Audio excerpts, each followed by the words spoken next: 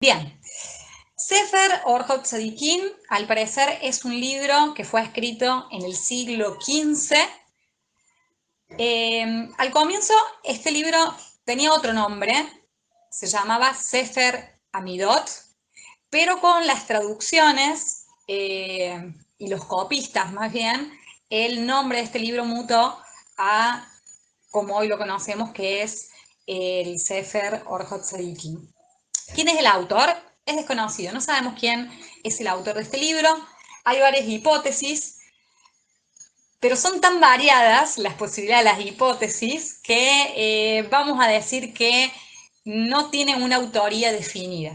Hay algunos que dicen que es el Arish Migash, que fue el maestro del Rambam, de Maimónides, pero en realidad no es algo que sea acordado, no es que todas las editoriales dicen, sí, realmente está comprobado que es Arish Migash, no, sino que pasa por distintos raps, distintos sabios. Hay algunos que dicen, no, esto es algo que viene de más atrás del siglo XV hasta llegar casi al rey Salomón. ¿Por qué? Porque el libro cita muchísimo el libro de Proverbios.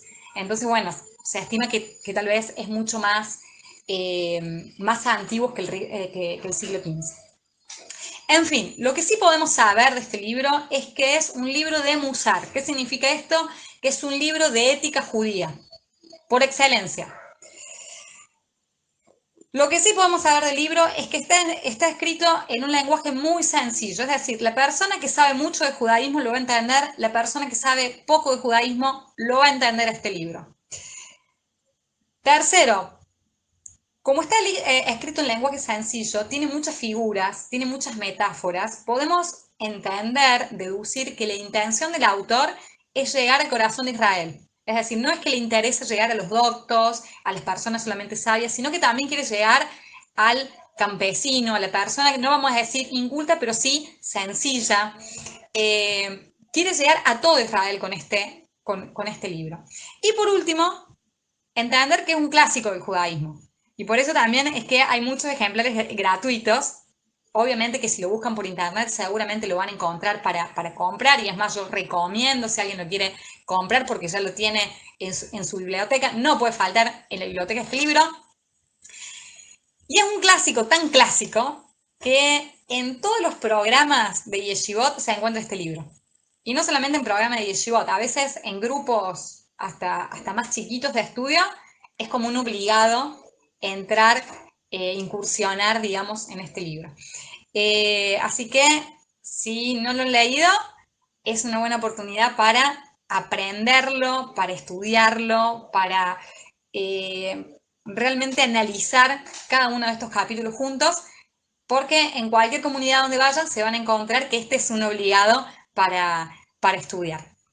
Bien, sabiendo esto vamos a entrar en la introducción del libro, que básicamente lo que nos va a comentar es qué son las midot y cuál es el propósito del libro.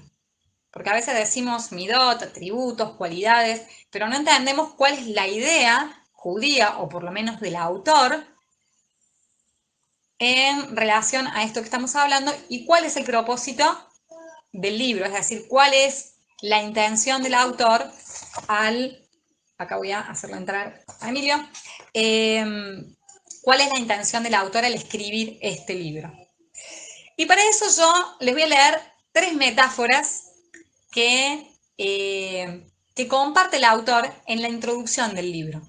Bien, me pareció importante leer estas metáforas primero porque son muy lindas, son muy claras y además muestran esto que le estoy diciendo de la claridad, la sencillez con que habla y cómo de una manera sencilla puede transmitir conceptos que son muy elevados. Vamos con la primera metáfora. Dice así: hay atributos que son necesarios con mucha frecuencia y hay atributos que rara vez se necesitan. Esto se puede comparar a aquel que prepara un guiso. Necesita carne, verdura, agua, sal y algunos condimentos. Debe usar cada ingrediente según su medida, un poco de este y más de aquel. Si falta de lo que se necesita en abundancia o aumenta de lo que necesita poco, el plato queda arruinado. Lo mismo ocurre con los atributos. Hay algunos que se deben adoptar en gran medida, como es la modestia o el amor, y hay otros que deben usarse muy poco, como el orgullo y la rudeza. Por lo tanto, el hombre y la mujer deben pesar en la balanza qué atributos adoptar en la medida correcta. Qué linda metáfora, ¿no? Sumamente clara, sumamente sencilla. ¿Qué nos está diciendo? Hay atributos de la persona, o mejor dicho, los atributos de la persona son muchos. Y los atributos no son ni buenos ni malos, sino que deben estar cada uno, para ser una persona equilibrada, en su justa medida, para no corromperse, por así decir. Si nosotros somos muy rudos con nuestros hijos, esa rudeza no tiene sentido. Pero si tenemos 100%, o mejor no 100%, 120% de amor, y no hay nada de rudeza como para poder corregir, también ese amor no es correcto, es contraproducente para nuestros hijos. Y con esto a todo tipo de midot, de cualidad, atributo, como lo vamos a traducir, ¿no? El orgullo, el enojo, la misericordia, son todos atributos que no son ni buenos ni malos, siempre y cuando se usen en su justa medida. Segunda metáfora, escuchen esta. Al igual que los dolores y las molestias son padecimientos del cuerpo, los atributos malos son padecimientos del alma. Cuando dice atributos malos, se refiere a aquellos atributos que usamos en mayor proporción cuando deberían estar en su justa medida. Y al igual que un enfermo que gusta lo amargo dulce y lo dulce amargo, las personas cuyas almas están enfermas desean los atributos malos y detestan el buen camino. Pero entonces, ¿en qué consiste la curación? Que consulten con los sabios, que son quienes curan el alma, para que curen sus padecimientos con sus enseñanzas, hasta que regresen al buen camino. Metáfora increíble, sencilla, clara. A veces tenemos enferma en nuestra alma y por eso creemos que tenemos que usar ciertos atributos en ciertas situaciones, pero que no es lo correcto. ¿No? Tengo que ser duro con mis hijos o tengo que amar algo que no tendría que estar amando. O también puede pasar que una persona diga, tengo que ser orgulloso en ciertas situaciones. ¿Pero por qué? Es que, no, que gusta eso dulce cuando en realidad es amargo frente a los ojos de la tora. Porque su alma está enferma. Por lo tanto, ¿qué dice? ¿Cómo me curo? Bueno, que vaya y consulte con un sabio. Y ese sabio va a ser el autor de este libro también, ¿no? Es decir, que si queremos curar nuestra alma, este libro es parte de la medicina. Tercera metáfora y ya entramos entonces al primer capítulo. Miren lo que dice. El que tiene muchos tipos de monedas, grandes y pequeñas, debe evaluarlas para saber qué comprar con cada una. Además, debe consultar cuáles están declaradas fuera de la circulación para no usarlas y evitar multas. Imagínense ir a comprar con un billete falso o un billete fuera de circulación, no sé, el de 2 pesos, no sé si se acuerdan, ir a comprar, no se puede comprar con esto.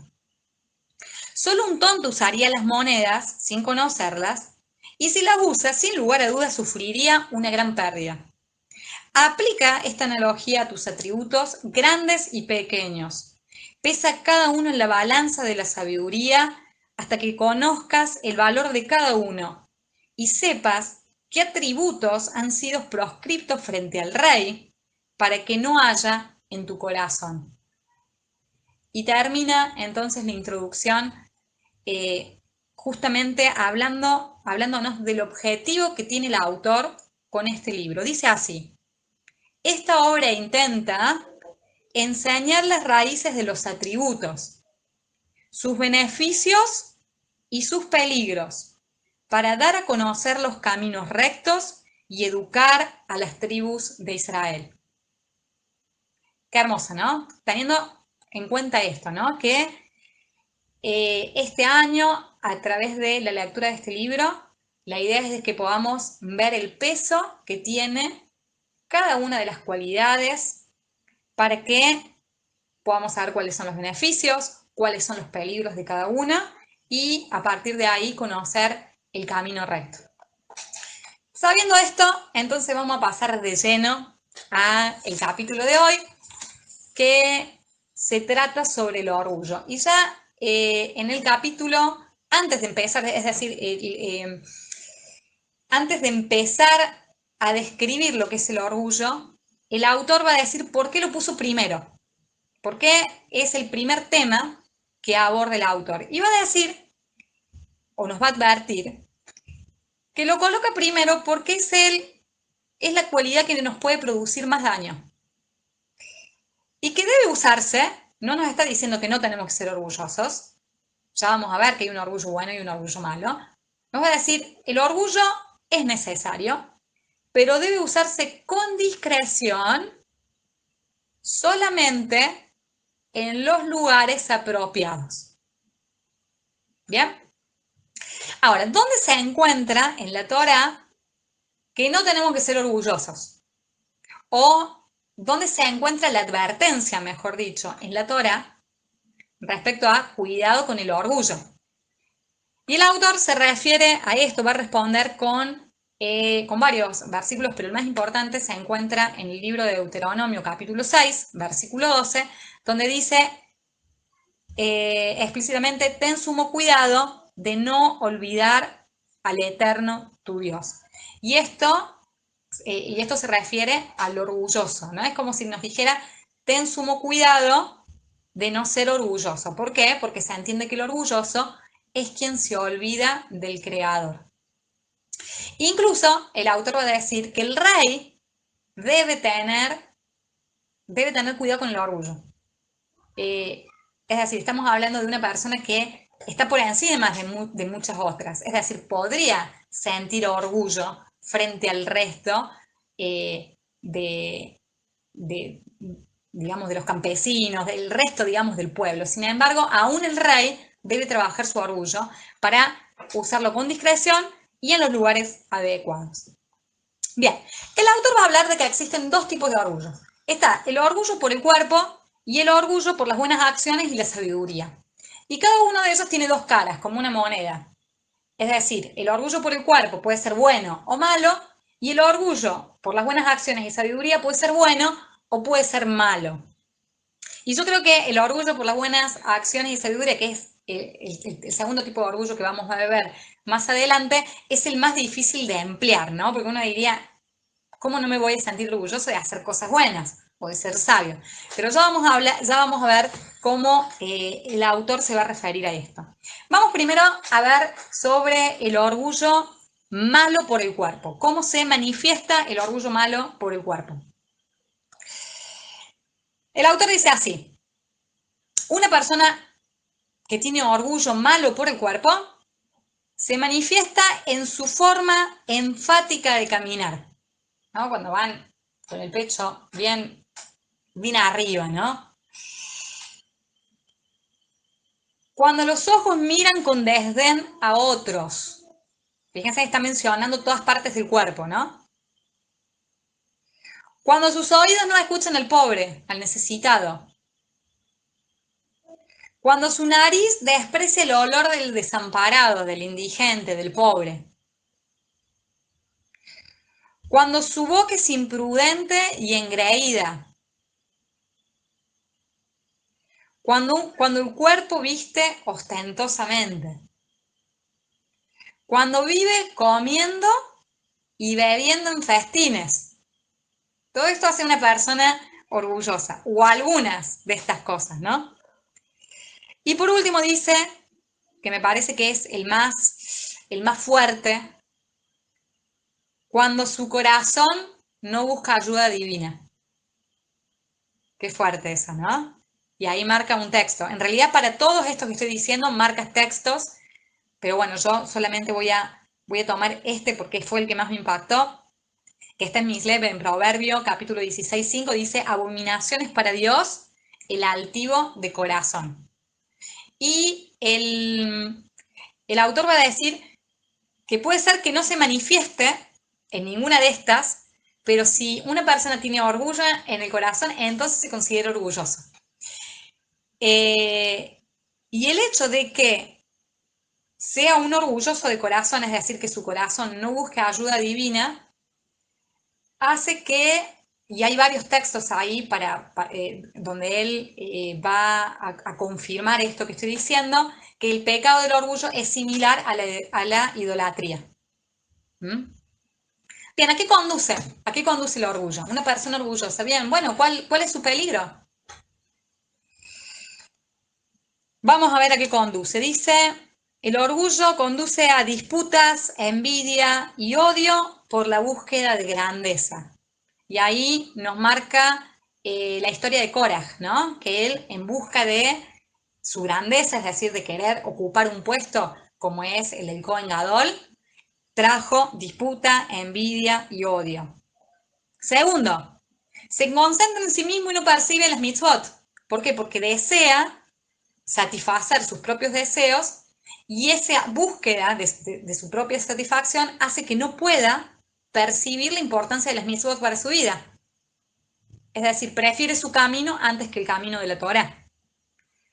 Tercero, como se ocupa tanto de su cuerpo y hay tanto deseo en sí mismo, que sus acciones lo llevan al libertinaje. Además, el deseo lo lleva a la codicia. Y la codicia lo puede llevar al robo y al asalto. Fíjense en todos los pecados que hay en el orgullo. Es decir, cómo estas cosas mínimas, ¿no? que percibíamos, aquel que miraba altivamente, aquel que dañaba con su boca, aquel que vestía de manera ostentosa, de repente vemos que pueden producir algo tristísimo en la persona, ¿no? Lo puede llevar muy bajo. Además, produce insatisfacción. Es una persona constantemente insatisfecha. ¿Por qué? Porque todo el tiempo codicia. Y finalmente, tiene falta de paciencia cuando se relaciona con otros. ¿No? Yo me imagino que cuando tiene que explicar algo o cuando pide un favor, lo hace impacientemente, ¿no? Considera que todos le deben al honor, ¿no? De él algún favor, alguna, no sé, alguna, ¿cómo se dice en los reyes? Como algún saludo reverencial, ¿no? Entonces tiene poca paciencia cuando se relaciona con los otros. Ahora, el autor dice que también hay un orgullo bueno por el cuerpo. Es decir, uno no debería pensar que si estamos diciendo que una persona orgullosa vive comiendo y bebiendo en festines, es que una persona no orgullosa o una persona humilde, que sería su contraparte, entonces tiene que ayunar todo el tiempo, ¿no? O porque decimos que no se debe vestir ostentosamente, entonces tiene que vestir harapos, ¿no? Entonces, le va a decir, no, hay un orgullo bueno, y es este. Aquel que cuida su pulcritud, es limpio, es higiénico, agradable, viste prendas sencillas, no llama la atención, se baña con frecuencia, ama su cuerpo. ¿Está bien?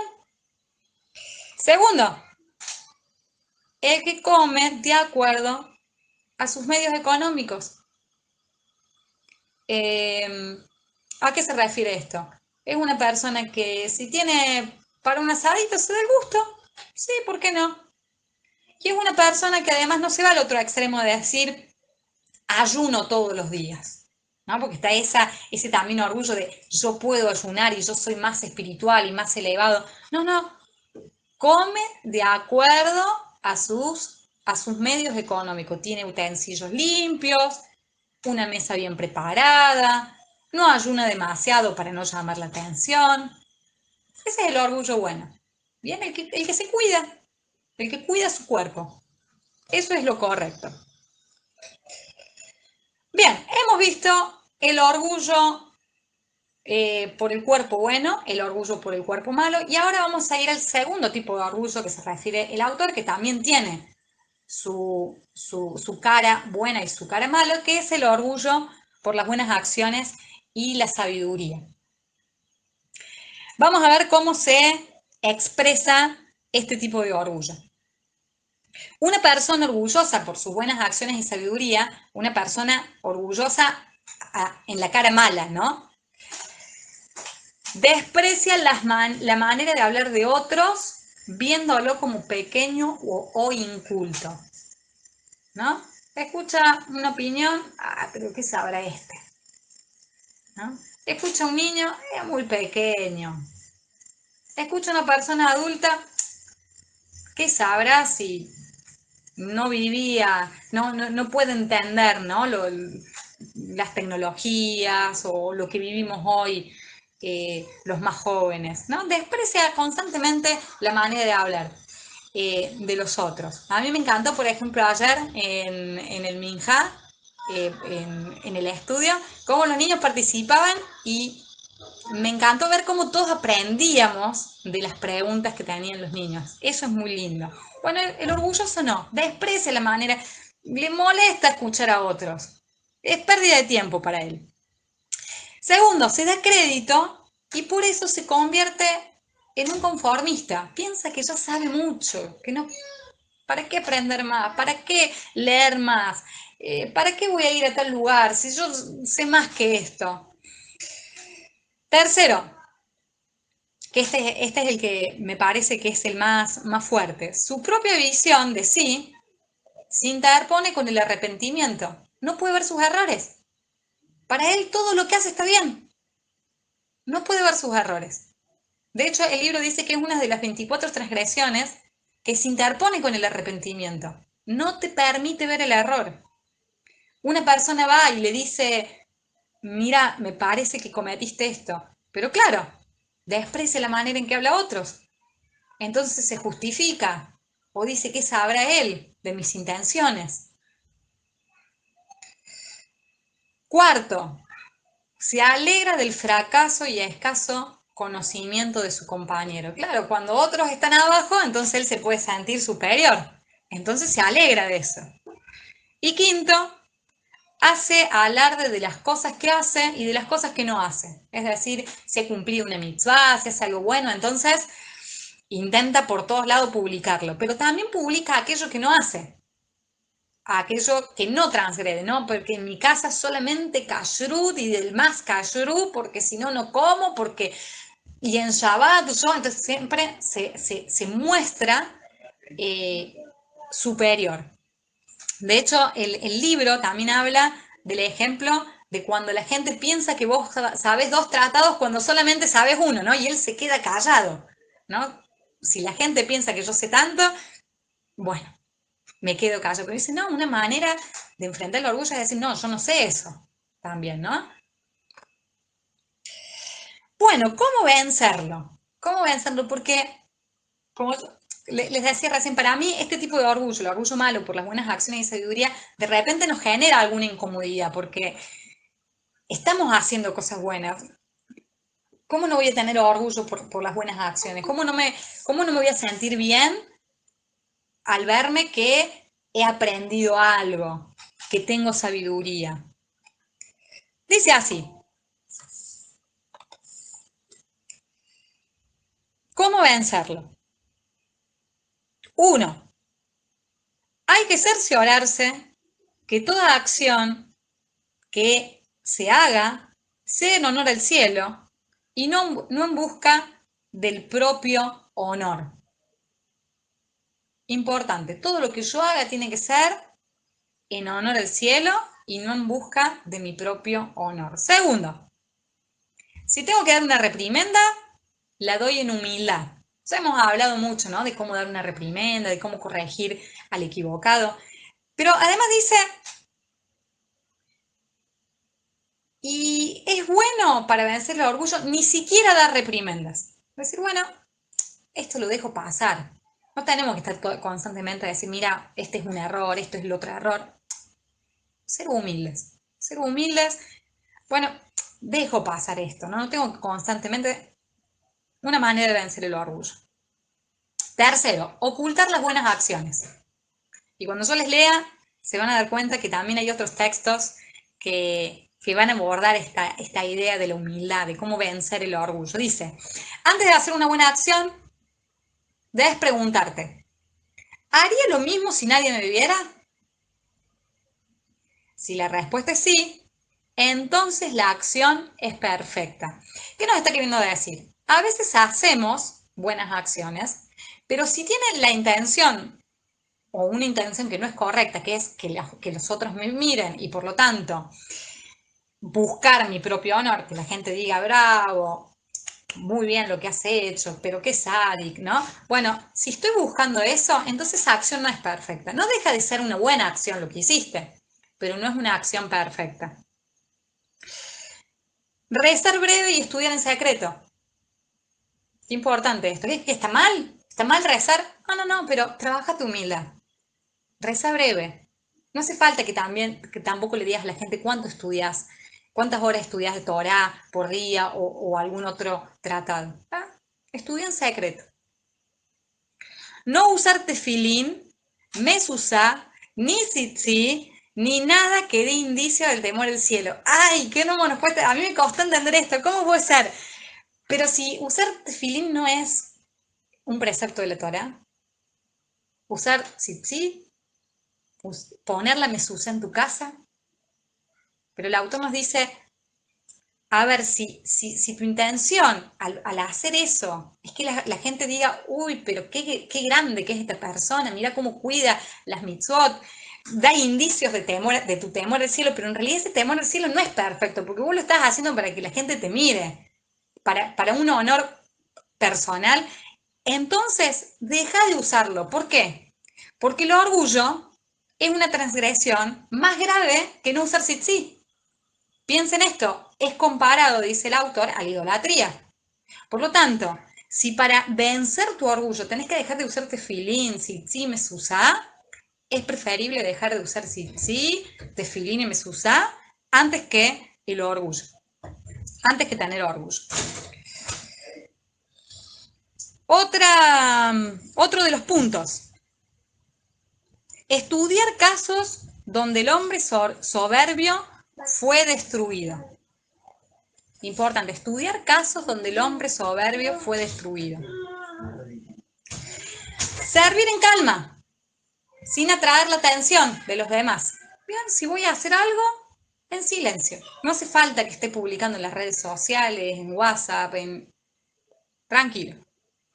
Y finalmente dice, ser extremo para luego encontrar el equilibrio. ¿Qué nos está queriendo decir? Que si soy una persona orgullosa, entonces de por vida no voy a usar tefilín o no voy a usar tzitzit, o de por vida voy a tener que estudiar en secreto. No, vayamos al extremo primero y después de a poquito vayamos buscando ese equilibrio para que el orgullo sea bueno en su justa medida en las situaciones adecuadas. A ver, quiero ver si, cómo lo dice, porque me gusta. Dice, acá está, miren. Está en la página 51. Dice así. Al principio debe alejarse de ellos hasta el límite, donde ya no puede ir más lejos. Y tendrá que continuar así durante mucho tiempo. Y después podrá dar un poco marcha atrás para encontrar el punto intermedio. Ese es el remedio perfecto para todos los atributos negativos. Bien. Es decir, que cada uno va a tener una medida diferente, por así decir, ¿no? Que va a tener que usar de orgullo y por lo tanto el remedio también va a ser en una medida distinta. Y finalmente, el autor nos habla del orgullo bueno por las buenas acciones y la sabiduría. El orgullo por las buenas acciones y sabiduría es bueno cuando estamos constantemente alegres por aprender y estamos constantemente en la búsqueda del aprendizaje en todas las situaciones, en todas las personas. No estamos diciendo, no, este no me puede enseñar nada. No, ¿para qué voy a leer este libro si ya lo sé? No, no, estamos en constante búsqueda de aprendizaje. Y el orgullo por las buenas acciones y sabiduría es bueno contra el malvado. Y esto sí lo quiero leer porque tiene que ver justo también con, está en la página 45, eh, con la historia de Purim, ¿no? Porque ahí vemos, él marca un ejemplo con Mordejai. Miren lo que dice. No hay que humillarse delante de los malvados. Igual que Mordejai nos humilló ante Amán. Siempre que se presente la oportunidad de una mitzvah, la persona no debe rebajarse ante ellos de ninguna manera, abandonando el bien por satisfacerlo. Entonces, ¿qué va a decir el autor? Es necesario el orgullo contra el malvado. Primero, para reprenderlos y hacerlos sentir vergüenza por su mal camino.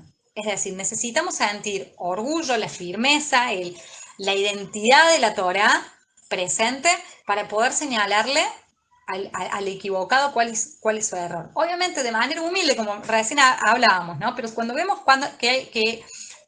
donde hay una transgresión que es muy grande, entonces es necesario reprender.